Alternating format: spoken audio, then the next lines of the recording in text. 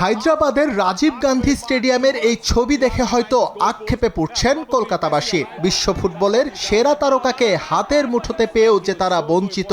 অন্যদিকে হায়দ্রাবাদ প্রাণ ভরে উপভোগ করলো দ্য গোট শো। হায়দ্রাবাদে আনুষ্ঠানিকতার শুরুতে ভিআইপি বক্সে দাঁড়িয়ে প্রদর্শনী ম্যাচ উপভোগ করেন মেসি। এক পর্যায়ে নিজেই নেমে পড়েন মাঠে।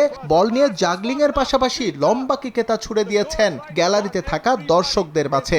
এ সময় তার পাশে উপস্থিত ছিলেন আর্জেন্টিনার বিশ্বকাপ জয়ী দলের সদস্য রদ্রিগো ডে পল ও বন্ধু লুইস সুয়ারেজ।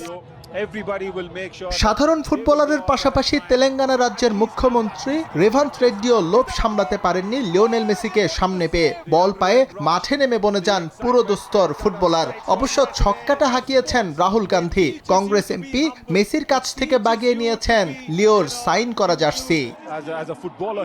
বিশ্বকাপ এলে ভোল পাল্টে যায় সাউথ ইন্ডিয়ার। ভারতের দক্ষিণের রাজ্যগুলো যেন পরিণত হয় একখণ্ড আর্জেন্টিনায়। সে খবর খুব ভালো করেই জানা লিওনেল মেসির, আর তাই হৃদয় নিংড়ানো ভালোবাসার কথা শুনিয়েছেন হায়দ্রাবাদের ভক্তদের উদ্দেশ্য করে।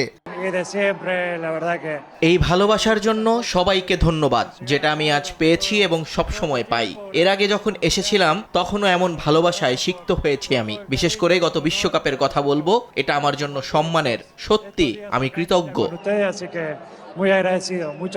কলকাতা এবং হায়দ্রাবাদ শেষ করে ভারতের আরো দুটি রাজ্যে গোট ট্যুরে অংশ নেবেন মেসি। এরপর ফিরে যাবেন মার্কিন যুক্তরাষ্ট্রে।